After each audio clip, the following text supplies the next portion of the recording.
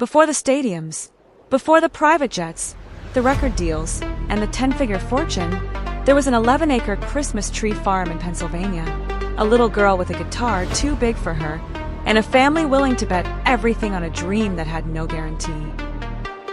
This is the story of how a kid from Wyoming became one of the richest self-made women in the history of music. Not through a single lucky break, but through a series of calculated risks, painful setbacks, and one very public fight to own her own work. This is Becoming Taylor Swift.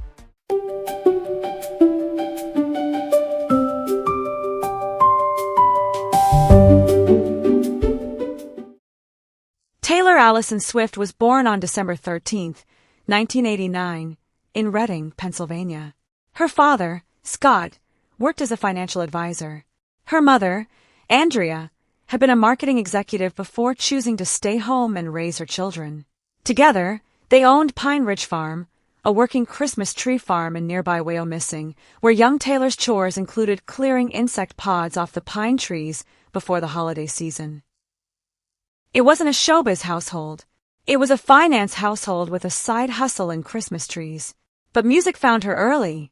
By age 9, she was performing in local competitions and community theater. At 11, she sang the national anthem at a Philadelphia 76ers game. By 12, she taught herself guitar and started writing her own songs because, as she'd later explain, she didn't want to just sing other people's stories. She wanted to tell her own. At 14, her parents made the decision that changed everything. They relocated the family to Hendersonville, Tennessee, just outside Nashville, so Taylor could chase a country music career at the source. It was an enormous gamble, uprooting a family, a business, a whole life, on the ambitions of a teenager. It paid off faster than almost anyone could have predicted. By 15, Swift had signed a publishing deal, becoming one of the youngest staff songwriters in Nashville history. A year later, she signed with Big Machine Records, a brand new label betting its future on an unproven teenage songwriter.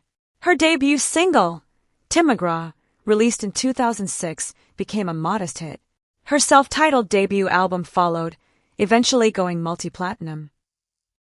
By 18, she wasn't just a rising country act. She was reshaping what a country star could look like. Young, self-written, and building a direct relationship with her fanbase online before social media strategy was even a phrase the industry used. Fearless, in 2008, made her a global star and the youngest artist ever to win the Grammy for Album of the Year. Speak Now, written entirely solo, proved she wasn't a Nashville machine product, she was the machine. And Red, in 2012, showed the first real cracks in the country label as pop influences crept in. Then came the pivot that redefined her entire career. In 2014, Swift released 1989, a full, unapologetic pop album named after her birth year. It was a declaration. Country music's biggest star was leaving the genre behind entirely. Critics questioned the move. Fans didn't. The album sold over 1 million copies in its first week and produced a run of #1 singles. 1989 wasn't just a hit record.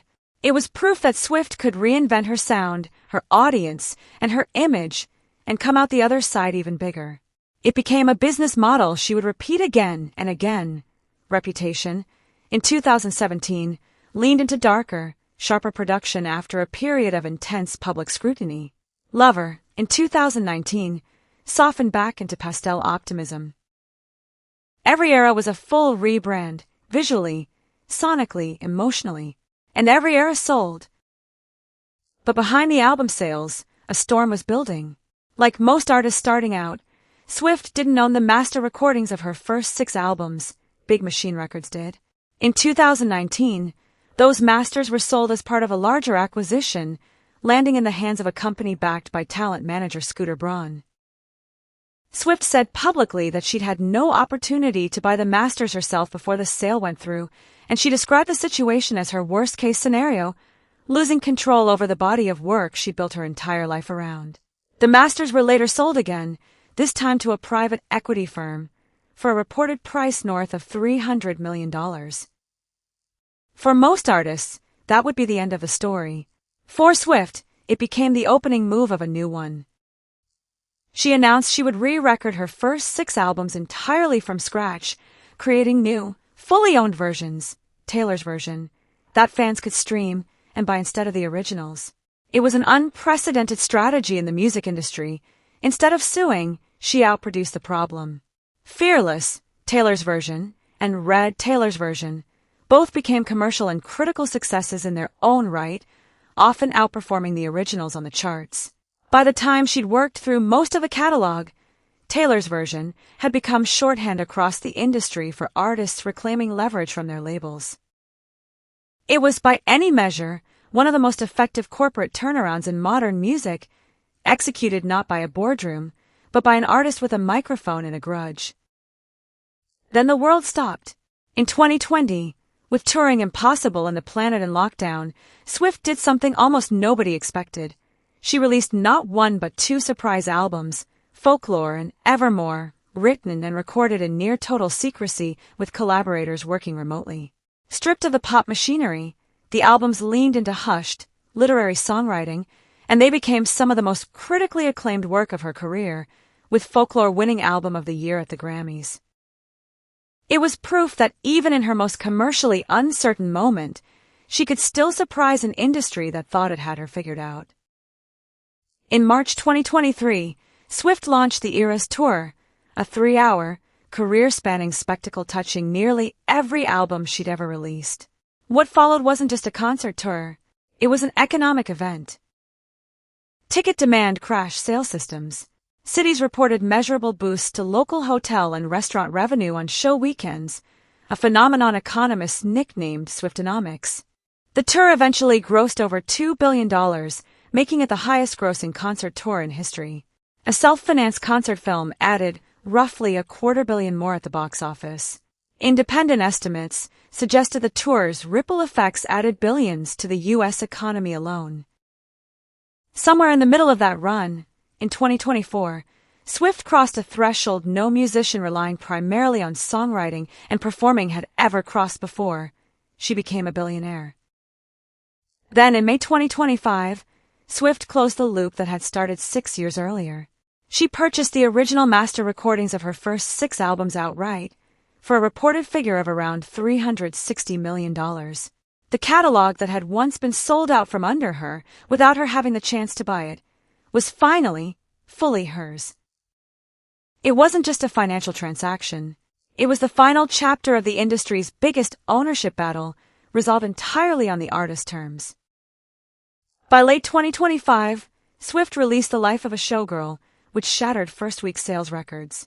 Her personal life made headlines too. Her engagement to NFL tight end Travis Kelce in August 2025, followed by a widely covered wedding celebration in the summer of 2026. Today, estimates of her net worth vary depending on who's counting.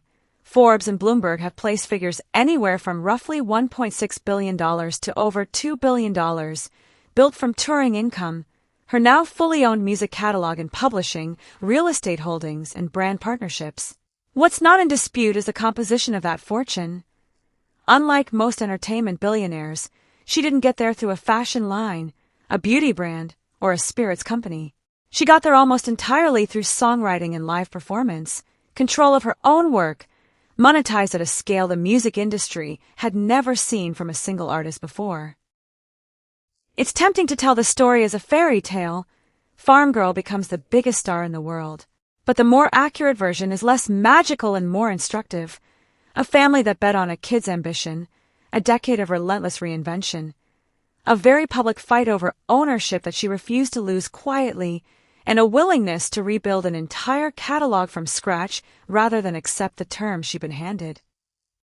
The tree farm is long sold. The masters are finally home. And the girl who once picked bugs off pine trees before Christmas now owns outright one of the most valuable catalogs in music history. That's the receipt.